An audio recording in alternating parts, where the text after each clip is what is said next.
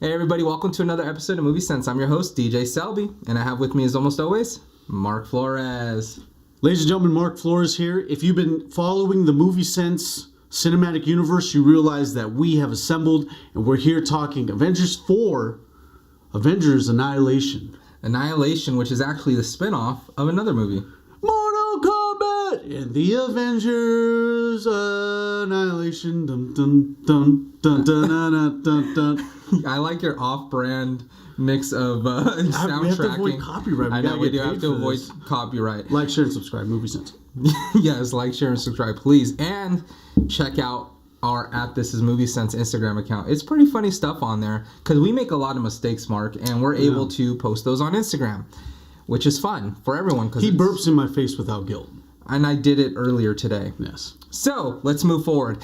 Avengers 4 trailer breakdown has been leaked. Now, let me make that clear. It's not the trailer. It has not been leaked, but the breakdown of it has been leaked on Reddit, and then it was taken down almost immediately. Yeah, and the description within that dialogue that they mentioned, it just involves so many key plot points that could possibly happen within Avengers 4 Annihilation. Absolutely. So, let's talk about one of them that I'm just desperately ready to talk about, which is we talked about speculation in previous episodes. We talked about it after Infinity War. We talked about it again when Ant-Man and the Wasp was coming out, and that is the quantum realm. Yes. The quantum realm, also known as the microverse, but for copyright purposes, they can't use that in the film. But the quantum realm is what they call it, and that is what Scott Lang goes into at the end of Ant-Man and the Wasp, which is basically a portal to access back in time, alternate universe. No. And as you said before in our conversation, it is limitless. Yes. What do you think's happening there with that quantum realm? It's going to be a key plot point for any and everything to happen within there. Traveling back in time,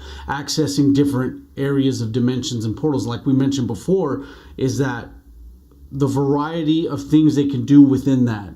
Soul Stone related? It's going to save them. It's going to save them. It's going to be, and I feel within myself, is that there's something within the quantum realm that's going to be the last ditch effort for the Avengers. I truly believe that. Maybe they'll find some answers. Maybe they'll find something more tangible, like a Soul Stone. Something more marvelous.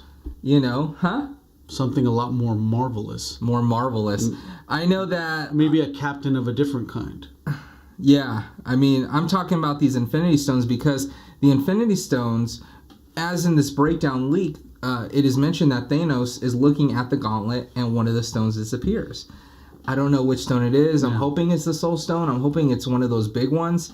Or it could be the Time Stone. Who knows? But I think it's going to have something to do with the quantum realm. I'm very excited to see if that's what those two play into. One thing that they didn't mention, and this is really important when Marvel wants to tease different motives of what they want to do, but what they didn't show anybody is the barf technology that replicates someone's environment. Oh, that's true. So I think because they have time already quantified, ironically, forgive the ironic pun. little pun there, but since they already have the quantum realm secured, I think their mission and the stone they're going to take is the reality stone.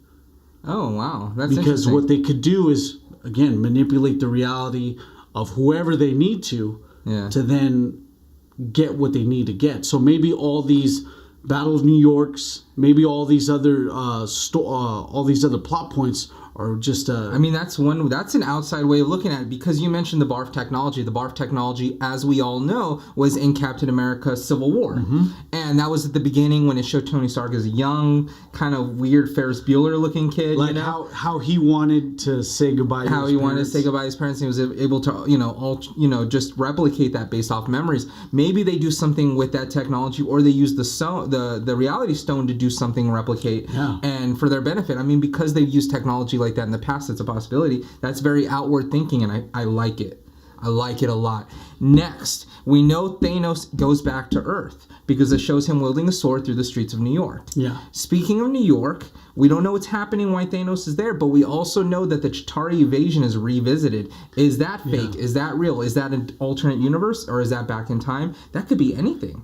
It's incredible. And one key thing to take out of that, of what we read in the trailer description, is that Thanos is back. Yeah. Because, well, Thanos' main objective was to eliminate half the universe. Once he completed that, he liked the simple life. A lot of people don't know, but in the last few seconds of the Infinity War movie, you see Thanos' armor set aside as if it were a scarecrow, replicating the actual comic book.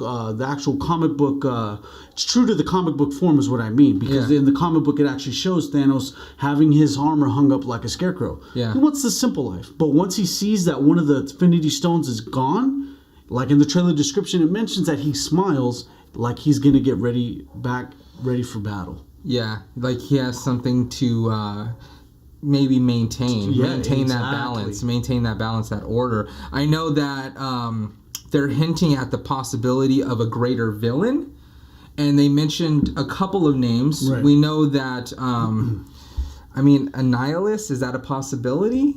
Yeah, it could be Annihilus. Like it did mention further in the trailer leak that Thor and Valkyrie are actually boarding a Kree ship, which leads an illusion. So could it be Kree? Could it be the Skrulls? the Skrulls? Because we know There's that the a lot of Skrulls... theories that could come out of this, and this is why it's exciting, ladies and Yeah. gentlemen. The Skrulls are an alien race that are going to appear in Captain Marvel's movie coming up, which will be out before Avengers 4. Yeah. So are they gonna tie in? Are they gonna tie in Skrulls? We're talking about the Kree ship. We're talking about greater villains. Are we gonna revisit Ronan all of a sudden? Who knows? There's all these things. Yeah, or even it's a far fetch, but with Disney buying up Fox, maybe even throw a Galactus teaser in there too, like a slight nod. They don't have to say the name. They don't have to be true to form, but they can do somewhat similar to that. I totally get it, and that's a possibility. I mean, they did something like that before in the past, so who knows? I know that, like you said, we're going to see Valkyrie again. I'm very excited to see Valkyrie. I love that character, Tessa Thompson, right? Yeah, we have mentioned that there was going to be spoilers? We should, just to secure the fact that we may be leaking something out. Well, we'll put it in the title. Yes. We'll put it in the title. What's another thing that we're seeing as well? We're also seeing Hulk. Hulk might be a huge part of this film franchise, even more so than he has been in the past. Yeah. Why is that? Well, as many of you may or may not know, the Hulk is actually a property of Universal because of the two movies that Universal actually secured the rights to. Now, with that being said, you have this issue where Marvel Studios cannot make a Hulk movie. So in my opinion, I think that they're actually trying to secure an actual story arc, a more focused story arc within the conflict that they have with Bruce Banner and the Hulk, because as we see in Avengers Infinity War, Bruce Banner has this conflict within himself. He's trying to make him come out during times of stress when he needs him, in very dire need, and he doesn't want to come out. So there's butting heads of conflict. But in the actual trailer breakdown, the trailer breakdown description, it actually says that at the end of this trailer, yes, that's what I was waiting for. The Hulk is actually preparing for a fight, and he says in Bruce Banner's dialogue, "I'm waiting. A rematch is coming. The rematch between him and Thanos." He's like, "I can feel it." Yes, absolutely. So you have there's nothing more scary than someone that's intelligent, but it's way more scarier when this guy is intelligent and he can beat your ass into a bloody pulp. Yeah. And let's go back to land. We were talking about the Hulk and the Hulkbuster costume, and when he was actually fighting in Wakanda, that war in Wakanda, let's talk briefly about Wakanda. Real quick, they talk about M'Baku. Now, M'Baku was the first challenger against T'Challa, Chadwick Boseman's character in Black Panther the movie. He was that man, that big guy that lived up in the mountains. Yeah. And basically, he believes in old technology. He doesn't believe in the new technology. And it says that they see him on the throne of Wakanda, the Black Panther throne. He is guarded by the Dora Milaje, those badass women, as well as his own guards. So is that going to tie into where he's going to lend a hand? Is he going to be helpful? Is he not? Is he going to want that throne too much? Is he going to disagree with the Avengers or what's left of them? Because we do know that Captain America is receiving his brand new shield in Wakanda. Yeah, and one thing that's actually true to form that kind of reinforces my security with this trailer description is that you have M'Baku actually on the throne, which is pretty much true to form because according to the way it is that he's next up to the throne. There was no other one challenging for the throne. Everyone else resisted to have access to the throne. And I think M'Baku would have been, after Killmonger when he got the throne, would have been next in line to get it. I honestly believe that, yeah, you're correct. We'll also know that Shuri, she's teaming up with Bruce Banner. So we're going to see a Shuri-Bruce Banner team up with a brilliance of minds doing something together. That would be pretty freaking cool.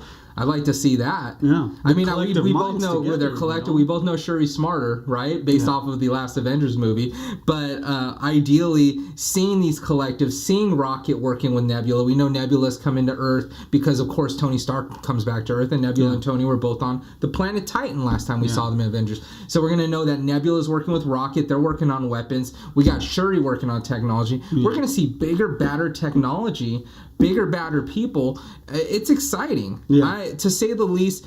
I'm glad that this came out. I'm glad that this was released, whether it was on purpose or by accident, because a lot of people think that maybe Marvel is behind this, but they may not be. However, it's getting everyone revamped, and it's reminding people to get excited for the MCU. Captain Marvel's around the corner. I feel like she's going to lend a hand to that. And you know what? It just, as a moviegoer and as a fan of these Marvel movies, I'm just excited to get back into the fold and just watch Captain Marvel, see what happens there, see what card they play for that, see what happens next for Avengers Annihilation. Yeah, I agree with you. I can't wait till Captain Marvel comes out as well, because it will lend an ear to what's going on moving forward with Avengers 4. Also, very excited to see that blockbuster video open and live and in effect. For her to crash through it? For her to crash through it. She becomes a Blockbuster employee, and that's just the big reveal. She's the undercover employee. Like, she crashes through it, she loses her memory, and she's like, well, what are you doing here? She's like, I guess I work here. Yeah. 5 day rental? Her manager's a Skrull. That's the big reveal. It's just the manager at Blockbuster. It's a Skrull. He's a Skrull. He's the one that got like low on the totem pole, you know? He's like, well, you can manage a Blockbuster. He's like, yeah, but we both know they're not going to be around for very much longer. Yeah, that's why you're taking it. Take it or leave it. Take it, Ted. Anyway. All right, that's been another episode of Movie Sense. Thank you for watching. And how about, Mark, you do that thing that we love watching you do? Ladies and gentlemen, thank you for tuning in to another great episode of Movie Sense. Be sure to like, share, and subscribe. And when you do subscribe, make sure you hit the notification bell. That way you're updated on the Movie Sense videos that we do weekly. Also, be sure to follow us on Instagram at This Is Movie Sense. And when you do, make sure you use the hashtag This Is Movie Sense. Thank you very much. Goodbye.